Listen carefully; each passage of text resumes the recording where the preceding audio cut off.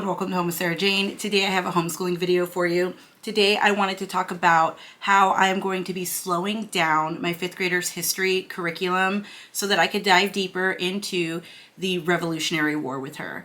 So she was showing a lot of interest in learning more about the American Revolution and colonial times. So I really just wanted to kind of pause our curriculum and just use some great books and have some fun diving deeper into the Revolutionary War. So if you are, wow, if I could speak. So if you are new here, hello, my name is Sarah, and I'm a homeschooling mom to 2 girls ages 10 and 14. And if you're a returning subscriber, thank you so much for stopping by once again. I do really appreciate you. So diving deeper. So I am in the middle of a no spend month, and I don't want to say this came at like a bad time, but normally this would be the time that I would be, trying to find resources on Amazon and shopping around at the local used bookstore and things like that. And I just can't right now because I'm in the middle of a no spend month. So I found all of these books and resources in my library or free online. There's not too much from online, only a couple of pages, I think. But yeah, so I didn't spend any money. I had to use what I already had to kind of make this little mini unit study for her. So now we are currently using The Good and the Beautiful's History Year 1 course. We have used this before. We've actually used all 4 of their history years, years 1 through 4. But I thought that since my daughter was actually in the 1st grade when we originally did History Year 1, I thought that this would still be a really great refresher for her. So after our original history curriculum at the beginning of the school year didn't work out for us, we went back to The Good and the Beautiful. So there's nothing wrong with this curriculum. I do feel like it's pretty thorough and we get a lot of great information. We loved the approach to this curriculum, and we're not necessarily stopping it for the year. We're just slowing it down and kind of pausing so we can fit more information about the American Revolution and colonial times. So I kind of wanted to talk about some of the books that I'm going to be using and some of these little resources that I'm going to be using as well. And one of the first ones that I'm going to be using, that I'm going to be adding in to help me kind of plan out lessons and kind of help me, it's more like a guide for me as well, is this book called The American Revolution for Kids, A History with 21 Activities. Now, I've used these types of books before, but I've never used this specific book about the American Revolution. I do have a few of these. I have like the Native American for kids. I have the California one for kids, and I've enjoyed all of the ones that we've used. So I thought that this, again, I've never used it before. It was already on my shelf. Why not use this as my spine? So I also love that it has the 21 activity ideas already for me. So I don't have to really think about, finding a craft or something to add in, to try and make it more fun, because my youngest daughter, she's a very kinesthetic learner. She loves to do hands-on activities, any baking, anything like that. That's what she likes. So this one already gives me the activity ideas, and I think that these books have always been such a great fit for my youngest. So I don't think this is going to be any different, but I don't know if I'll. So it does have like pictures and a section that you would read to your kids. I'm trying to find an activity and I can't flip to one. Let me see. Where? Okay, so like this one, make a fringed hunting shirt. So this is one of the activities in this book. Again, I just think that it would be super fun. Now, these books are labeled, I think, as age 9 and up, or at least this specific one is. So, I mean, if you have younger kids, you might want to look through it first before. I don't know what's in this one because I haven't used it yet, but I know that other ones that I've used, there was a couple of topics in there that were maybe a little bit on the older side. So I'm assuming this one would be the same, but we've always really enjoyed these. Now, I did want to make sure that I was going to be going over a little bit more of the colonial times in general, not just the American Revolution or the Revolutionary War. So what I wanted to do is add in just a couple of books about the 13 colonies and colonial times. So one of the books that I'm going to be using is called A True Book, The 13 Colonies. And this is because I just want her to have like an understanding of the 13 colonies, where they were, how they started, just like the basics of the 13 colonies. Another one that I'm going to be using is called If You Lived in the Colonial Times. So these books I do really enjoy. They have a lot of great information, and there are all different types. Like I know they have one on like the Civil War, on the Constitution. So there's a whole bunch of different if you lived in these times books. And what I liked about this one specifically is that it wasn't just talking about colonial times right before the war. This actually covered the years 1565 to 1776. So I just felt like this was really, really great to add in right before we were jumping into the Revolutionary War. Okay, now we will also be using If You Were There When They Signed the Constitution. Again, I told you I do like these books. So here's another one, and this one is about writing the Constitution.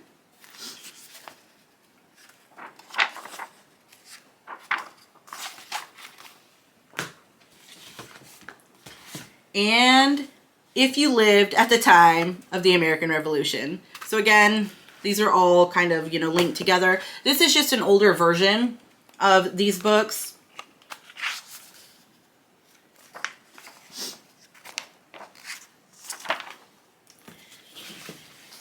Now, for a few more picture books, I'm going to be using Bringing History to Life and Then What Happened, Paul Revere.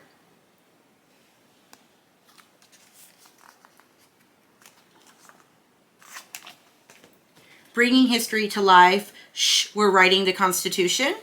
Now, if I'm finding that my daughter is finding these books way too repetitive, because like I said, I do have If You Were There When We Signed the Constitution and We're Writing the Constitution.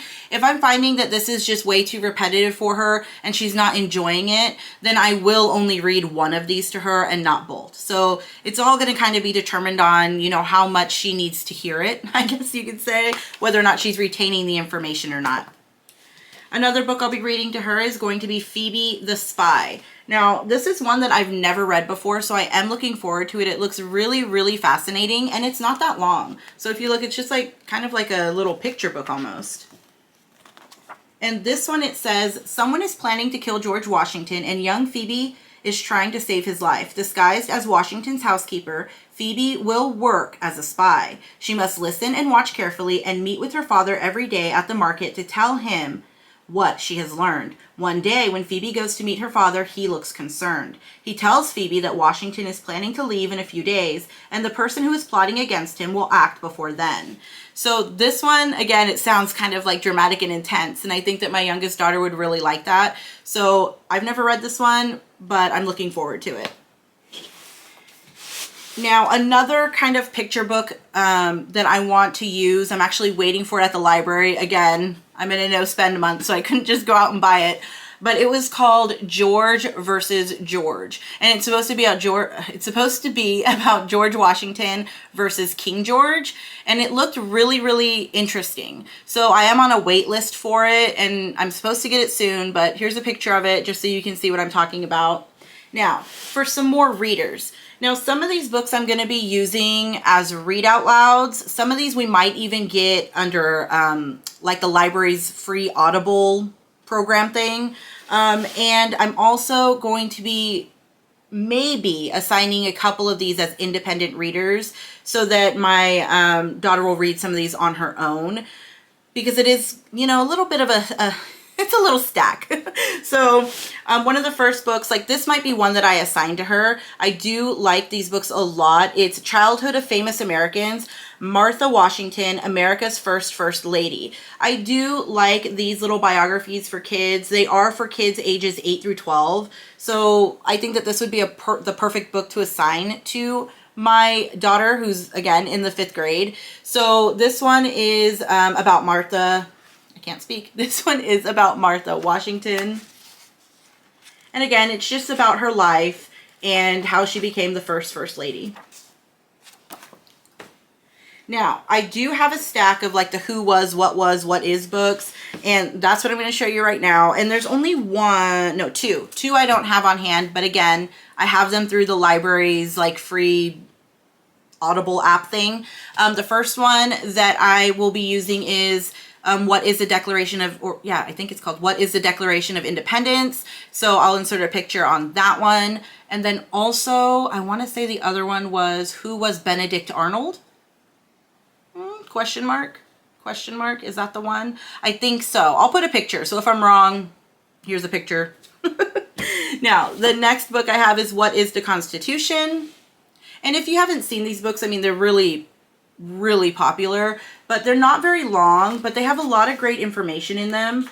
Like, we can usually read these books in only a few days, and there are just so many of them. We're also going to be reading Who Was Betsy Ross. I decided to, throw this one in just because, the first American flag. And we have Who Was Alexander Hamilton? Who was George Washington? Who was Ben Franklin? I remember going through the American Revolution with my oldest daughter years ago. I mean, years upon years ago. I did not realize how much Benjamin Franklin was involved in the Revolutionary War. I didn't even know. Like, that just, it shocked me. Like, I don't know. I'm just constantly learning aside my kids. Who was Abigail Adams? Who was Thomas Jefferson? Now, we're actually reading this one right now, and she's finding it pretty interesting. So she really likes to go online and look at pictures of the Monticello. So this one has been fun for her so far.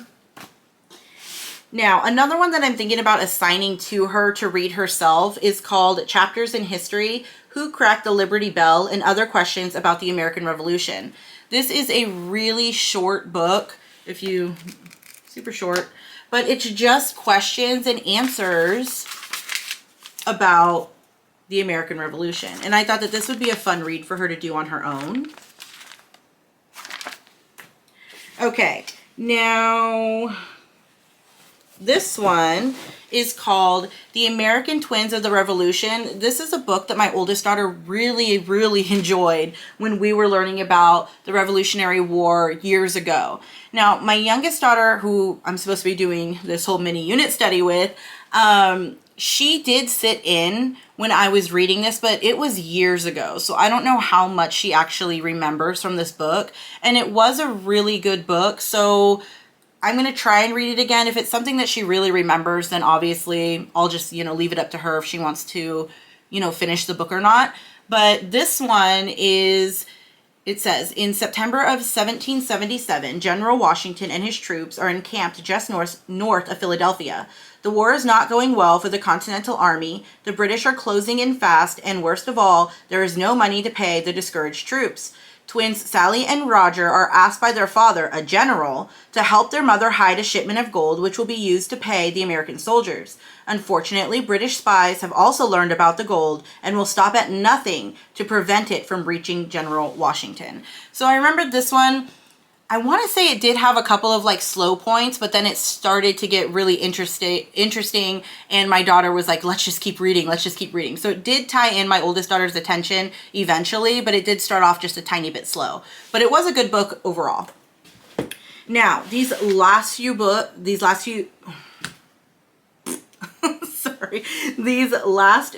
I have never read any of these. So I'm kind of looking forward, and I'm really hoping that we make it to all of these, but some of these are kind of long, so I don't know if we will get to them. Oh, someone's mad. Okay, so the first book I have, I've heard a lot of great things about this book, but I've never read it. And I've had it on my shelf for a while, and it's called Johnny Tremaine, A Story of Boston in Revolt. So if any of you have read this, let me know what you think, or, I don't know. Would it be too harsh for a 10-year-old? I don't know. I guess that's all, personal opinion. But it does sound really, really good. So this one, it says, the year is 1773. The scene is Boston. Johnny Tremaine is 14, and he is apprenticing to a silversmith. He is gifted and clever and lords his talent over the other apprentices until tragedy strikes. A crucible of molten silver breaks, and the silver spills over Johnny's right hand. The hand is so badly burned it is useless, and now so is Johnny. Since he is no longer able to become a silversmith, Johnny's life takes a new path, one that will bring him in touch with Paul Revere, John Hancock, Samuel Adams, and other Boston patriots, and with all the exciting currents that will lead to the Boston Tea Party and the Battle of Lexington. So I'm kind of thinking about starting maybe with this one as a read out loud, because it sounds like it's kind of going like from the very beginning of it, you know, like the Boston Tea Party, the Battle of Lexington, things like that, you know, the shot heard around the world. That's kind of what it's reminding me of. Again, if you've read this, let me know what you thought about this book, but it seems really, really interesting. I might even read this to both of my kids. I haven't decided, but I might read this to both of them because I know my oldest hasn't read this one either. Now, another book that I think that both of my kids would enjoy is called Sophia's War. Again, I've never read this book, but it sounds really interesting, and I hope we could get to it.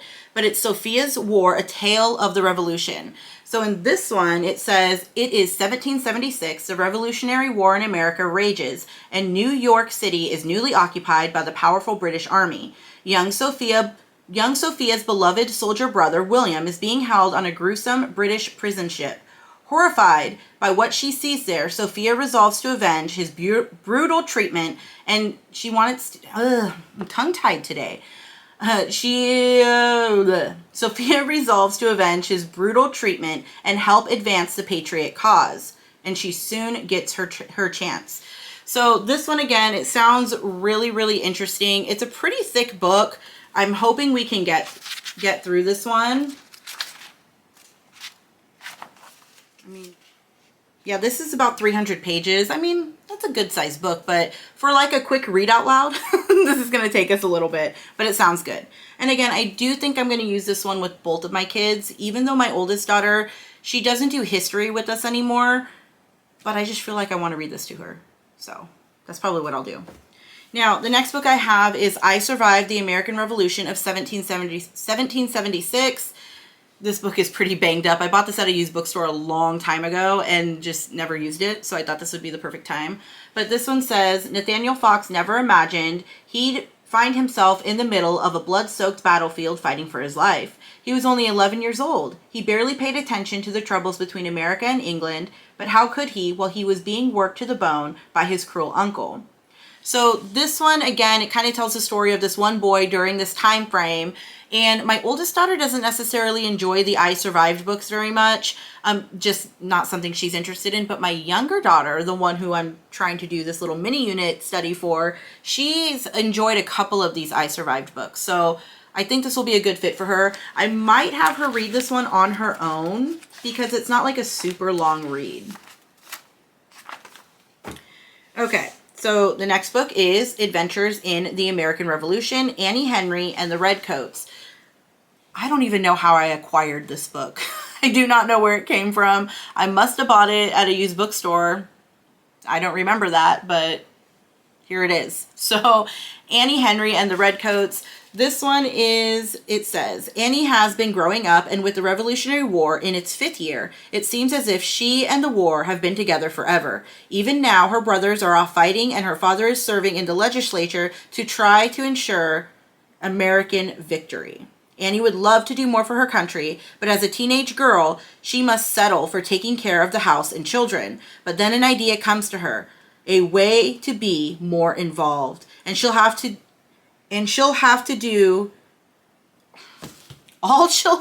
do is take a little trip to Yorktown, where the American army is battling the British. So again, I like that this one's kind of coming at you from a slightly different angle, like it's a teenage girl's perspective during the Revolutionary War. So I do like that. I think that this will really grab my daughter's attention, and it's not super long. So this one I am looking forward to, and I do feel like this is something that I could read to her over a couple of days.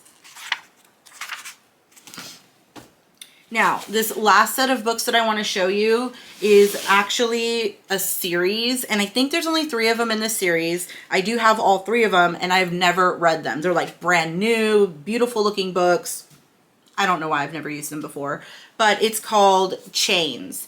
Again, never read it, so I don't know what's in here, but it is supposed to be taking place during the Revolutionary War. So I've heard a lot of great things about it, just I've never taken the time to read it. This might be something that I read with both of my kids as well, just because, I mean, it's a pretty thick book. It kind of seems like something my oldest daughter would enjoy as well. So there's Chains, Forge, and Ashes. So yeah, It looks really good. I just know that it takes place during the Revolutionary War or around that time frame, so that's all I really know about it. But I mean, the back of this one says, the young soldiers at Valley Forge are suffering from hunger, cold, and the threat of the British Army. Their newly forged bonds of friendship might be enough to help them survive, but the chains of their past threaten to shackle them again. So again, sounds intense, sounds like something both of my kids would enjoy, so I might use this little series with both of them. Now, the last few things I wanted to show you are things that aren't, well, this one's a book, but I'm only going to be pulling out certain sections of this book, the ones that correlate with the American Revolution. So I actually really love this book. It's called Let Freedom Ring, and this has letters, speeches, songs, recipes, facts, literature, poetry, essays, and historical documents about America. So this book is filled with all of that kind of historical stuff, and I love that because it's all in one spot. Now, I was a little bit surprised to not see certain speeches in this book, but that's okay. Again, I'm only going to be pulling out the things that correlate with the Revolutionary War. So, like this one, it talks about the American Revolution. But again, this is still just a really great book in general. I do really like this one. Now, we have a, what's it called? What is it called? What is it called?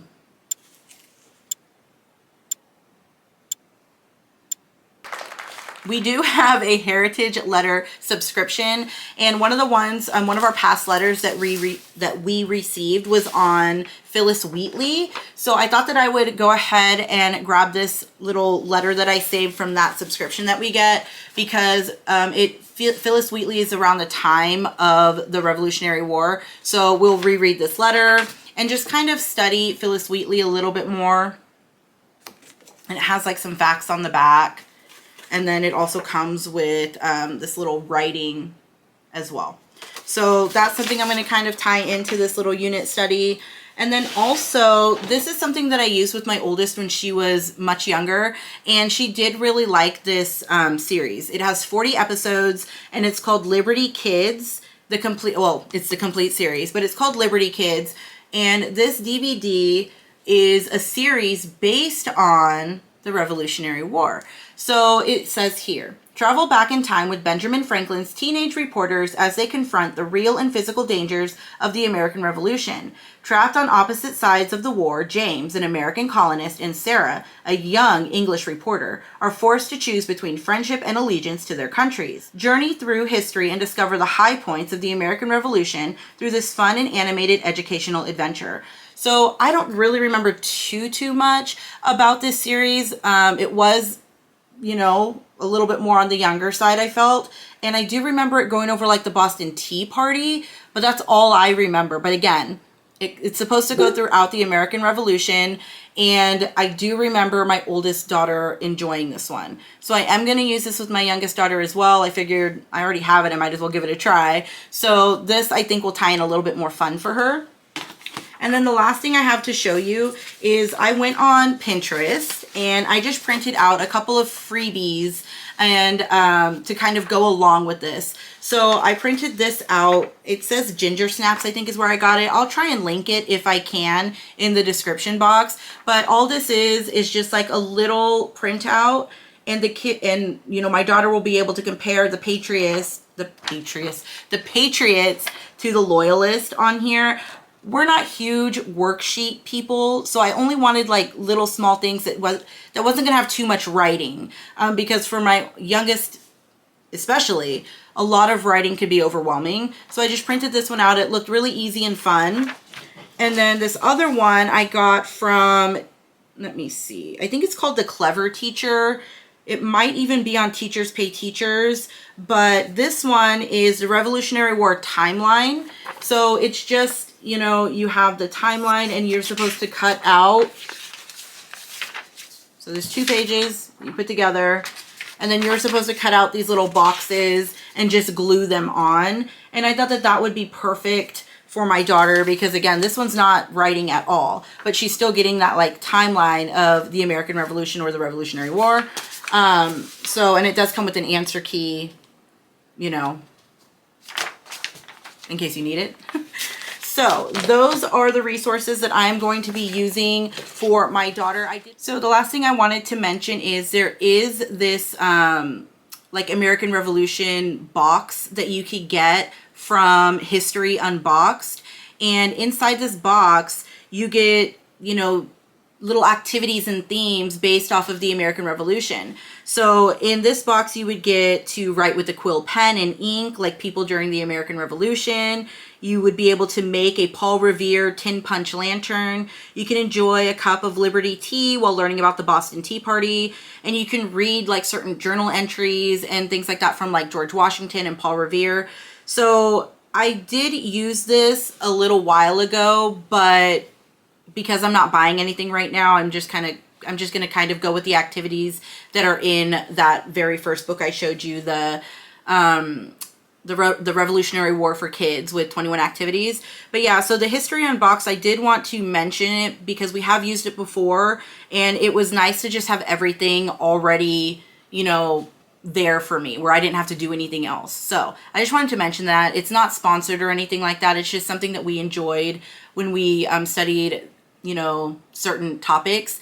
These are like they have history themed subscription boxes, and I thought that that was really, really cool, really neat to have a history themed one. So they have boxes that aren't even just about American history. Like you can get things about ancient history, and it's just from all over, and they could be a lot of fun. So I did want to mention that. Again, it's not sponsored, but it is something that we've used in the past, and I will probably use a few boxes here and there in the future.